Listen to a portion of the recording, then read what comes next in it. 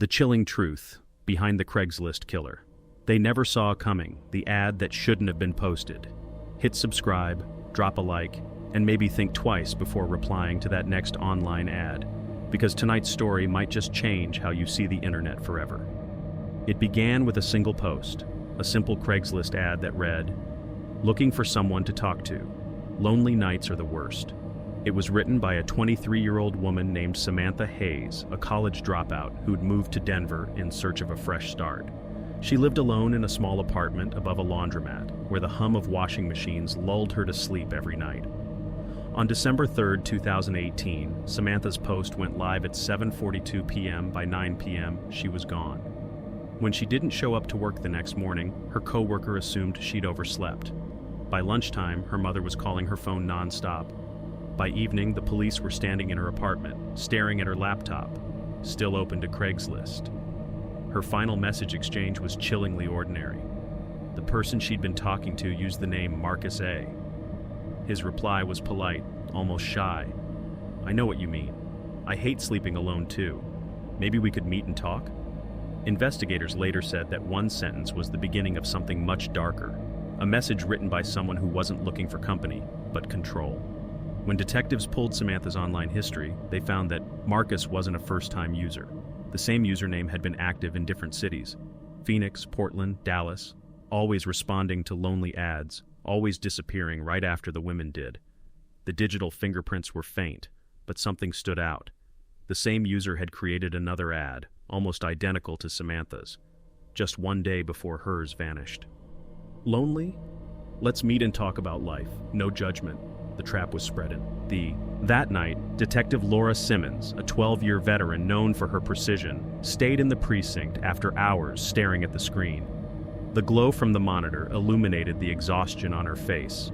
She'd seen predators hide behind usernames before, but something about Marcus felt different, calculated, almost methodical. The next morning, police tracked Samantha's phone ping to a rural area 30 miles north of the city, a stretch of highway bordered by endless pine trees and one small rest stop with a single camera. The footage showed Samantha's car pulling in at 9:17 p.m., headlights cutting through the fog. No one ever saw her leave. When the police finally located her car, it was parked neatly by the tree line. The driver's door was unlocked, keys still in the ignition, and her phone sat on the passenger seat, the Craigslist chat still open. At first, it looked like she just stepped away for a moment.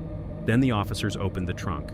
Inside was a folded blanket, a pair of women's shoes, and something that froze the entire scene.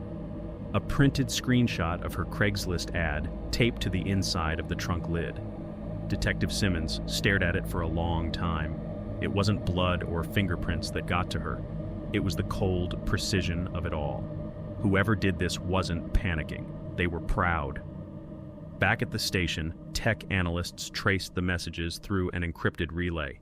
The IP address led to a public Wi-Fi hotspot outside a closed-down cafe. No cameras, no witnesses. The only clue came from a digital timestamp, 32 p.m. Someone logged into Marcus A. again, not from the cafe, but from a library computer 5 miles away. When the police arrived the next morning, the computer had been wiped.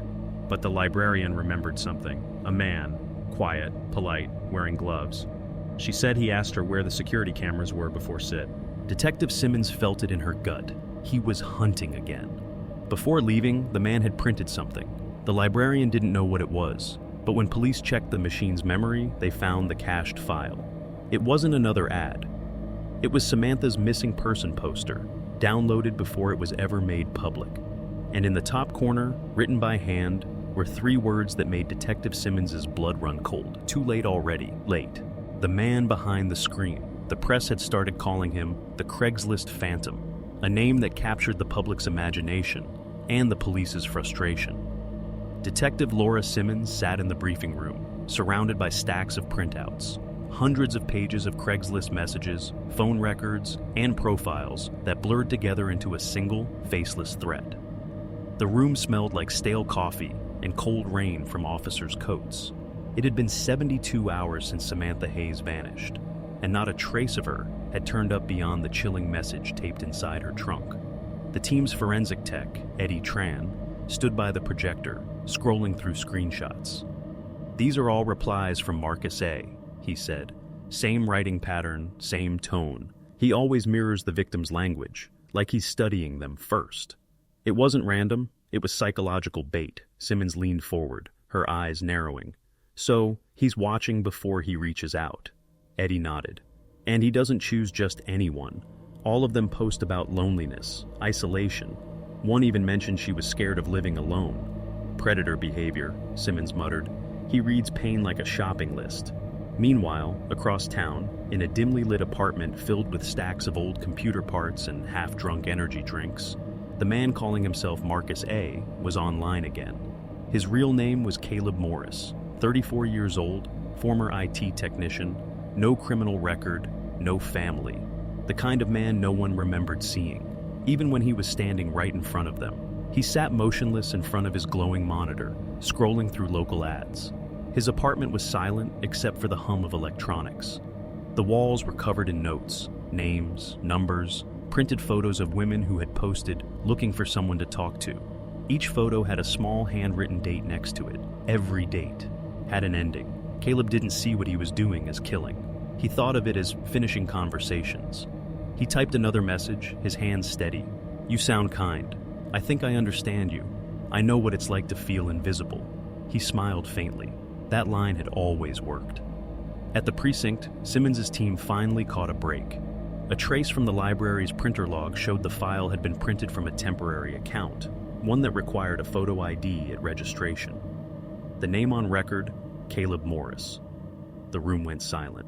"Run it," Simmons said. Within minutes, they had his address. An unmarked sedan pulled up outside his apartment that evening, rain tapping against the windshield. 2 officers joined Simmons as they approached the door. The hallway smelled of mildew and old wiring. "Apartment 3B, she knocked. No answer. She motioned to the landlord, who unlocked the door. Inside, the place looked like a digital graveyard. Dozens of monitors flickered with half-loaded websites, chat logs, and message drafts. The blue glow painted everything in cold light. The walls were plastered with screenshots of Craigslist ads, all featuring different women, each with a red X drawn through their faces. But what froze Simmons wasn't the photos. It was the large corkboard in the corner, covered with strings connecting mouse, maps, and timestamps. And at the center, printed in bold letters, "The ones who answer." Pinned next to it was Samantha Hayes' missing person flyer, and beneath it, a Polaroid. Samantha, alive, eyes wide, mouth covered with tape, sitting in the passenger seat of a car.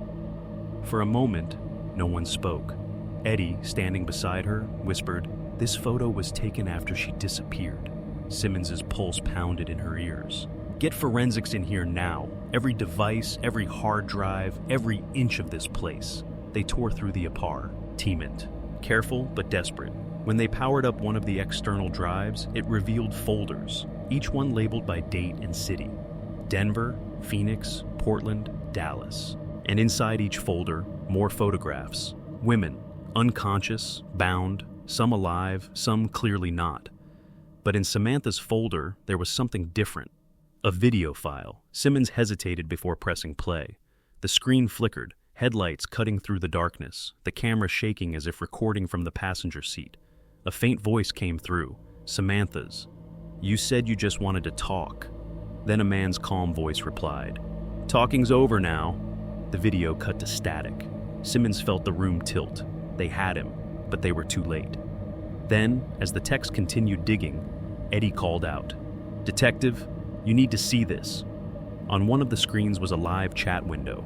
Someone, not Caleb, had just logged into his account remotely. "She's not the only one."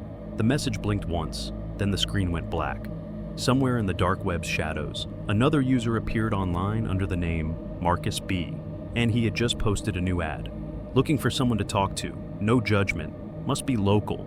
The second profile. The FBI took over the next morning. Detective Laura Simmons hadn't slept. The screensaver from Caleb's computer still haunted her, that single message glowing in the dark. She's not the only one. By dawn, his apartment had become a crime scene. Evidence markers covered every inch of the floor. Officers whispered as they uncovered new files, more names, and conversations stretching back years. But none of it explained the message that appeared after Caleb's arrest. Because Caleb Morris was dead. They found him just before sunrise, hanging from the light fixture in his holding cell, a single scrap of paper pinned to his shirt with a thumbtack. 3 words, written in blue ink. She found me. Simmons sat in the precinct conference room, a cold cup of coffee untouched beside her. Someone else is still out there, she said quietly. Someone who knew his passwords. Someone who wanted us to find him first. Eddie nodded, scrolling through the latest data. The message we saw last night, the IP trace doesn't lead to his apartment. It pings from another location, about 40 miles north. He zoomed in on the map, a rural property near the woods. A cabin registered to a woman named Mara Wills, a name Simmons hadn't seen before. Who is she? Eddie hesitated. She's not in any police database, but she is in Caleb's chat history, 27 times. He called her mentor. By the time the team reached the cabin, the sun was slipping behind the trees. The air was still, cold, and metallic, the kind of silence that comes before something breaks. The cabin door was unlocked. Inside, dust floated through pale blue light streaming from the windows. The room looked staged, as if someone had lived there once but left in a hurry. Simmons's flashlight passed over old photographs pinned to the wall. They were of different people, men, women, all ages. But each photo had one thing in common. They had all posted Craigslist ads, and every photo had a number written underneath. Lonely, desperate, curious, gone. In the corner stood an antique vanity mirror, cracked, streaked with fingerprints. On the surface, someone had written in red marker, "Do you think you found him?" Her radio crackled. Eddie's voice came through, low and strained. "Detective, you need to see this. The laptop on the table. It's on." Simmons turned. Sure enough, the screen was glowing faintly. A video feed flickered to life. It was a recording, time-stamped only 10 minutes earlier. The camera showed the same room they were standing in, the same mirror, the same walls, but from a different angle. And sitting in the chair, facing the camera, was a woman. Mid-30s, calm, her hair tied back, her eyes unblinking. "Hello, Detective Simmons," the woman said softly. "I was wondering when you'd find me." Simmons froze. The room went dead silent except for the faint hiss of the video playback. The woman continued, her tone almost conversational. "Caleb was never the real killer. He was the face, the one I taught, the one everyone would believe. You call it murder. I call it evolution." She leaned forward, her eyes piercing the lens. "You think you're hunting a man, but you're chasing a system. I don't post the ads anymore, Detective. They post themselves." The screen glitched, static tearing through the image, and then it cut to black. Eddie muttered, "That video was uploaded to a private server. It wasn't pre-recorded, it was streaming live." Simmons's heart dropped. "Trace it now." Eddie's fingers flew across the keyboard. "Trying, but she's routing it through dozens of proxies." Then, as he worked, another window opened on its own. A text message appeared on the screen. "Don't bother looking. You've already answered." For a moment, in Maun, either of them understood. Then Simmons's phone vibrated. A new email notification. The subject line read, "Looking for someone to talk to." Her blood ran cold. She turned to Eddie, voice trembling. "Pull the network logs. Did anyone access my credentials?" But before he could answer, the laptop's speakers emitted a faint click. A live microphone had just turned on. Across town, in a different apartment, a new Craigslist post appeared. "Lonely? Let's meet and talk. Must be local." And attached beneath it, a photo of Detective Laura Simmons, taken from her own front porch. That night, the news ran the story as a victory. Craigslist killer dead in custody. Case closed. But what they didn't know was that the next ad was already online, and the first person to reply would unknowingly become chapter 1 of the next case. If you think this story was chilling, you're not ready for the next one. Hit subscribe, because what's coming next makes this look like a warning.